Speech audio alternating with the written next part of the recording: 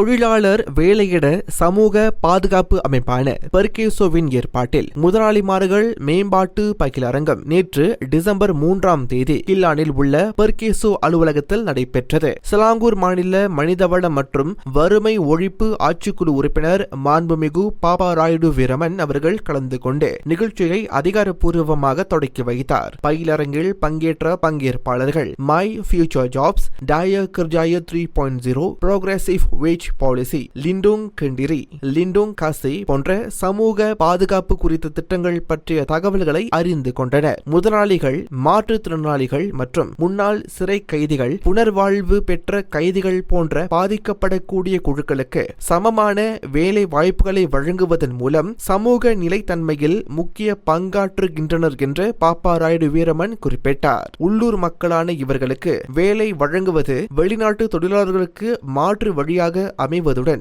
நீண்ட காலமாக நாட்டிற்கு செழிப்பையும் நன்மைகளையும் அளிக்கும் என்றும் அவர் வலியுறுத்தினார்.